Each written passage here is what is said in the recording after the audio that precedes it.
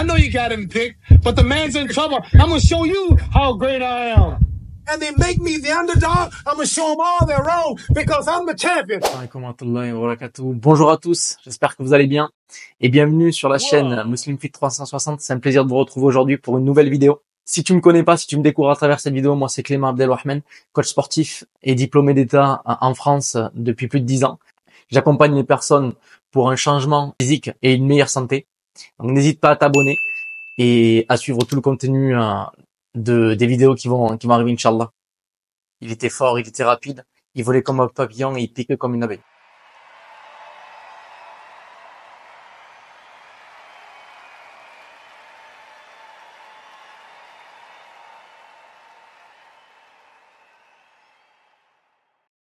That I am becoming overconfident, but I will never be so overconfident until it would interfere with my training program. I'm gunning for Floyd Patterson and Sonny Liston. And if they get in my way, I will annihilate them all. Les défis les plus grands sur les rings, comme dans la vie.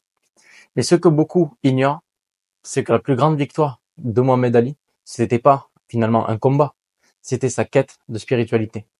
Donc voici l'histoire de la conversion à l'islam de l'un des hommes les plus puissants et les plus humbles de l'histoire du sport. Son nom de naissance, Cassius Marcellus Clay Jr., né en 1942 à Louisville, dans un sud des États-Unis encore marqué par la ségrégation raciale très tôt.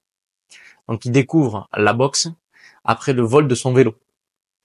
Donc il monte sur le ring dès le plus jeune âge, à l'âge de 12 ans. À 18 ans, il remporte la médaille d'or olympique. À 22 ans, il devient plus jeune champion du monde des poids lourds en battant Sonny Liston. Donc Cassius Clay devient une star planétaire, mais dans l'ombre, il cherche autre chose. Lui, ce qu'il cherche, c'est plutôt une vérité beaucoup plus profonde que la boxe. Dans les années 60, les Noirs américains vivent encore sous la domination d'un système racial. I took my gold medal, thought I'd invented something. I said, man, I know I'm going to get my people freedom there. I'm the champion of the whole world, Olympic champion. I know I can eat downtown now. And I went downtown that day, had my big old medal on and went to the rest. At that time, black things wasn't integrated. The black folks couldn't eat downtown. The lady said, we don't serve Negroes. And I had to leave that restaurant. Just wanted the gold medal and couldn't eat downtown. I said, something's wrong. Dans ce contexte-là, que Cassius Clay se rapproche d'un mouvement radical pour l'époque, la Nation of Islam, mené par Elijah Muhammad et le célèbre Malcolm X. Ce groupe prône la fierté noire, l'autonomie et la rupture avec le monde blanc. Donc Cassius Clay, au départ, il y trouve un message qui l'élève. Il est un homme libre, digne et debout. Le choc, et là, on va arriver sur la partie un petit peu critique, donc c'est le choc des États-Unis, le changement de nom. Donc après sa victoire sur Liston, donc Cassius annonce publiquement: je m'appelle désormais Mohamed Ali. Cassius Clay était un nom d'esclave. Donc je ne peux plus le porter. So that Clay was a white man's name, it was a slave name, and I'm no longer Clay, I'm no longer a slave, so now I'm Muhammad Ali. Ce changement de nom, d'identité, ça choque les États-Unis.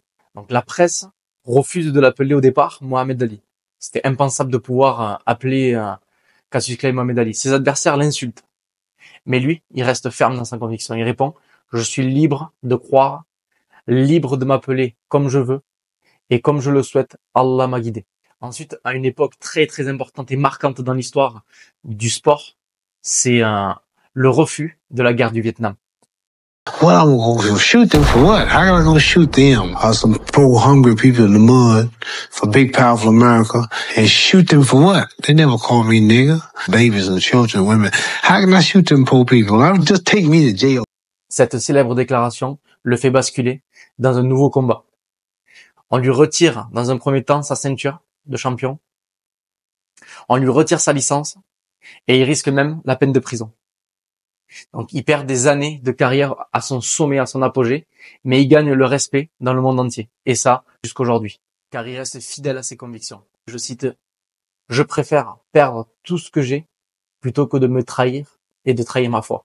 On va rentrer maintenant dans le détail de la Nation of Islam, à l'islam sunnite. Donc en fait, il a fait un changement au départ. Donc dans les années 70, Ali s'éloigne un petit peu du groupe un petit peu, on va dire, sectaire de la Nation of Islam, dont certains enseignements ne reflètent pas l'islam traditionnel. Il découvre donc l'islam sunnite, donc l'islam, on va dire, pratiqué par la majorité des musulmans dans le monde actuel. Donc il effectue le pèlerinage à la Mecque, et c'est là où il est complètement bouleversé. Je cite, « À la Mecque, j'ai vu des musulmans de toutes les couleurs, priant ensemble, blanc, noir, brun, peu importe la couleur. Il n'y a pas de racisme, juste l'islam. Une fois jusqu'à la fin. » Malgré la maladie de Parkinson, Ali continue d'apparaître en public, de témoigner, de prêcher la paix.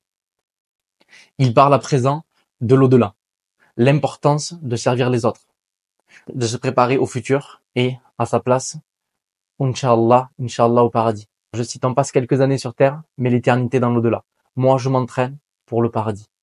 Sa voix tremble, ses gestes ralentissent, mais sa foi reste solide comme un roc. En 2016, Mohamed Ali s'éteint, le monde entier pleure, un géant du monde sportif, mais au-delà du monde sportif, du contexte politique et religieux. Mohamed Ali, c'est l'héritage d'un croyant. Mohamed Ali, il n'a pas seulement été un champion, aguerri, reconnu dans le monde entier, durant plusieurs générations.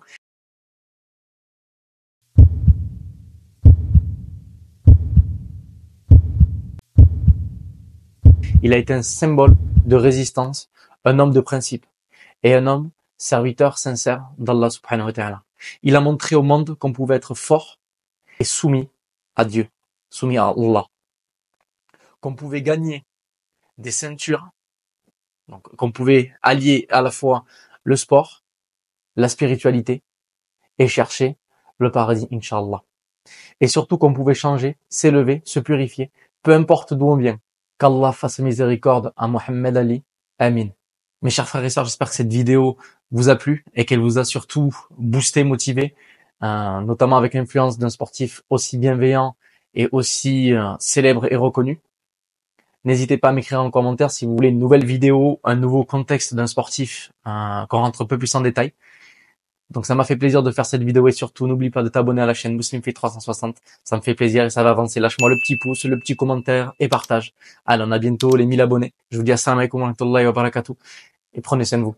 From Louisville, Kentucky, undefeated in 31 bouts, scoring 25 knockouts, here is Muhammad Ali.